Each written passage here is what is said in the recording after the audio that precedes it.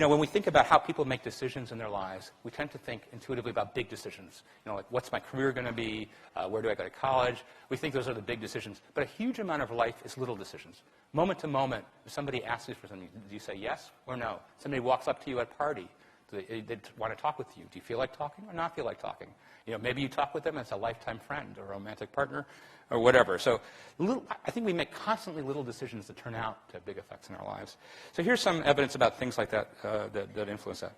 And this is work done at Yale. So we describe people as warm, or we can define them as cold or aloof, right? And we could think those words are kind of arbitrary. And most of us, if you met somebody at a party, would you rather hang out with somebody who's warm or cold? Warm. Okay. Okay. All right. Just checking that we're okay. Now, sometimes there's an idea of embodied cognition, and here's what it is.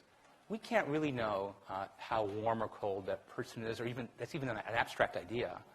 But we know we're comfortable when we're kind of warm, and we know we're not comfortable physically inside us when we're kind of cold.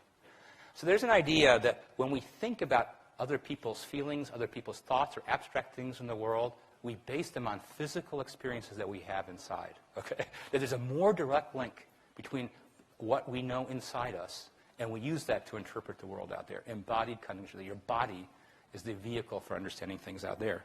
So here's the experiment. It's really clever. There's two temperature conditions. So what happens is you go into a building, and the examiner, an undergraduate usually or a graduate student, meets the subject in the lobby, and she's carrying or he's carrying a cup of coffee. Sometimes it's hot coffee, sometimes it's cold coffee.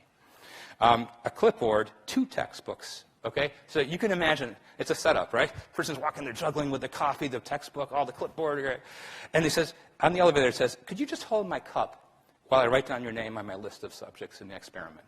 Okay, it's very innocent, right? On the elevator, and so you hold a cup of coffee, which half the people get a hot cup, half the people get a cold cup. Then you read a description of a person. It's just a paragraph, and you have to rate whether you find the person described as warm or cold. And if you had the warm cup of coffee, you're more likely to describe that person as a warm kind of a person. Okay? Now, these subjects have no idea. They held a cup of coffee. They probably didn't even think whether it was warm or cold. But something in their body that got warmed up to the least degree possible. Right? That thought is still in their head. So when they read a description, somebody go, "Oh, this seems like a warm person." Or if it was a cold cup of coffee, they say, "Oh, this seems like a cold, aloof kind of person as far as I can tell." All right? That little bit of difference. So here's the lesson, just so you got it. If you want to take somebody because you have a possible friendship or romantic interest in that person, are you better off going out for a warm cup of coffee or giving them a cold glass of beer? For that first impression, scientific research shows it's something warm will work.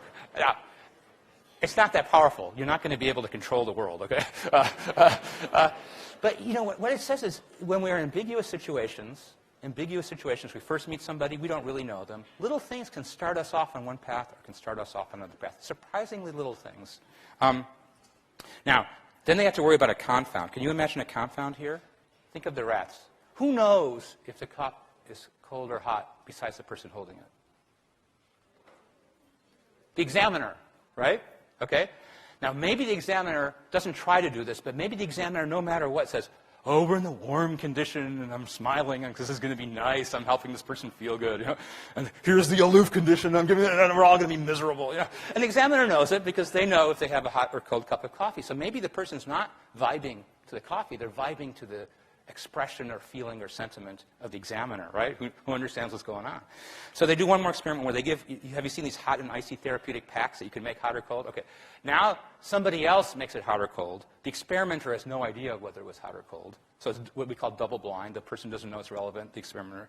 They rate the pad, and now, this moves a little bit, they either get, after this thing is over, they're told it's a product evaluation of the pad, but they either got a hot pad or a cold pad. And they could either choose to one of 2 rewards, a Snapple beverage or a $1 gift certificate, whichever you like better. Okay, you have 2 little things you could do. But here's the big decision. Do you get it for yourself, or we can send it for you to a friend? We can send them the Snapple or the certificate. If the people got a cold pad, 75% of the times they say, "Please give it to me right now, I'll take it." If they had a warm pad, 46% of the majority of the time they actually send it to their friend. That pad difference moved, quite substantially the likelihood that you take it for yourself or you give it away, quite substantially, right? If you're a charity trying to get people to donate or you want to get help from somebody, a 25% success rate is a lot worse than a 54%, right? It's a doubling of whether you keep it for yourself or you're generous to your friend. Just that cup of coffee. Or whether it's just that therapeutic pad.